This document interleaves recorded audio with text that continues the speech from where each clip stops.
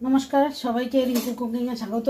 আজকে অনেকদিন পরে আবার এসেছি, কারণ আমার ছেলে এডিট করে তো, ওর পরীক্ষা ছিল, ওর পড়াশোনা ছিল, ও করতে পারেনি, সেই জন্য কয়েকদিন বন্ধই রেখেছিলাম আমি। এখন আজকে আবার অনেক দিন বাদে চলে আসলাম। আজকে আমি দুপুরে রান্না করব। আমার ছেলে খেতে চেয়েছে চিতল মাছ, তার শ্বশুরমশাই চিতল মাছ নিয়ে আসছে, বলে চিতল মাছের ঝোল রান্না করো।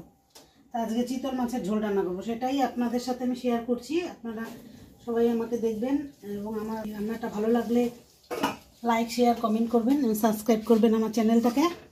প্রথমে আমি কড়াতে তেল দিয়ে দিয়েছি, তেল গরম হয়ে গেছে। এখন আমি গ্যাসটা কমিয়ে নিয়ে চিতল মাছটা আগে থেকে নুন হলুদ মাখিয়ে রেখেছিলাম, এটা হালকা ভেজে নিতে হবে। বেশি চিতল মাছ বেশি ভাজা হয়ে গেলে না শক্ত হয়ে যায়, হালকা করে ভেজে নিতে হবে। এটা দিয়ে দিলাম আমি কড়াতে, এখন ভাজা হচ্ছে। ভাজা হয়ে গেছে মাছগুলো, 4 পিস আমি হালকা করে ভেজে রেখেছি। এখন আমি প্রতিদিনই তো লম্বা লম্বা করে আলু দিই, আজকে দেশি আলু সিদ্ধ করেছি ছোট ছোট, ভাবছি এটা দিয়েই করি আজকে, দেখি খেয়ে কেমন লাগে। সেই জন্য এটা তেলের মধ্যে দিয়ে দিচ্ছি, হালকা একটু ভেজে নেব, হালকা করে একটু ভেজে নিচ্ছি। আর এখানে আমি কী কী ফোড়ন দিব সেগুলো রেখেছি, একটু দারচিনি, এলাচ, আর এখানে হচ্ছে শুকনো লঙ্কা, তারপর হচ্ছে সাদা জিরে, এগুলো আমি ফোড়ন দিব, এই জন্য এখানে রেখেছি। আর এখানে হচ্ছে জিরের গুঁড়ো, লঙ্কার গুঁড়ো, ধনের গুঁড়ো, হলুদ, লবণ, এগুলো সব রেডি করে রেখেছি, এগুলো দিব। আর এখানে একটু কাজু আর হচ্ছে পোস্ত বেটে রেখেছি, আর টমেটোটা দিয়ে দিব, এগুলো সব রেডি করে রেখেছি। এখানে আমি আলুটা একটু লাল করে ভেজে নিচ্ছি। আলুটা ভাজা হয়ে গেছে, আলুটা তুলে রাখলাম, হালকা করে ভেজে নিলাম, বেশি না।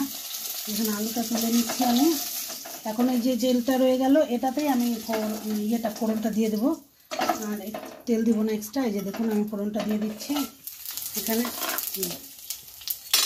ফোড়নটা দিয়ে দেবো, কেটে রেখেছি আগে থেকে টমেটোটা দিয়ে দিলাম।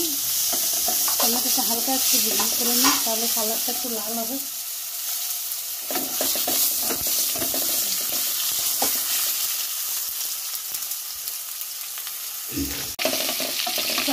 টমেটোটা একটু ভেজে নিলে কি হয়, ঝোলটা, আমরা তো শুকনো লঙ্কা খাই না, আমরা কাঁচা লঙ্কাই খাই, শুকনো লঙ্কা খুব কম, একটু কালারের জন্য বেটে নিই, সেই জন্য টমেটোটা আগে দিই, তাহলে একটু লালচে লালচে হবে, তাহলে পরে মশলাটা দিলে না জিনিসটা একটু সুন্দর কালারটা আসে। এই যে আমি মশলাটা দিয়ে দিচ্ছি, এখন একটু জল দিয়ে দিব, জল দিয়ে নাড়াচাড়া করে নিচ্ছি। মশলাটা একটু হালকা ভাজা হবে, তারপর আমি কাজু আর পোস্ত বাটাটা দিয়ে দেবো। এই যে কাজু আর পোস্ত বাটাটা দিয়ে দিলাম, ভালো করে হবে, ভাজা ভাজা হবে মশলাটা।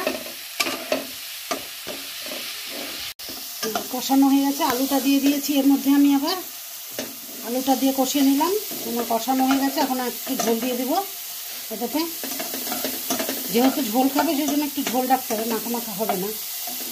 আমি আগের থেকে ফুটিয়ে রেখেছিলাম, জলটা দিয়ে দিলাম।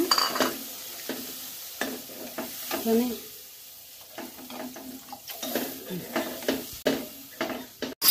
জলটা ফুটে গেছে, এখন আমি এক এক করে মাছগুলো দিয়ে দিব এর মধ্যে। 4 টুকরো মাছ ভেজে রেখেছিলাম, সেটা আমি দিয়ে দিচ্ছি।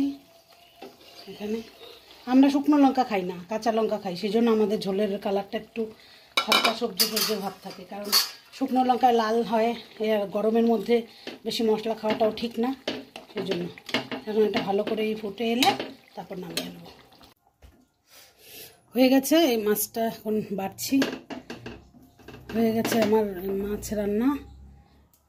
দেখুন আমি কাঁচা লঙ্কা দিয়ে রান্না করেছি, কেউ বলবে কি সুন্দর কালার এসছে, ওই যে টমেটোটা দিয়েছি, ওই জন্য টমেটোটা আগে দেবেন, বা না হলে টমেটো যদি না থাকে তাহলে না, যখন ফোড়ন দেবে একটু চিনি দিয়ে দেবেন, চিনিটা একটু পুড়িয়ে নেবেন, দেখবেন ঝোলের কালারটা কত সুন্দর আসে।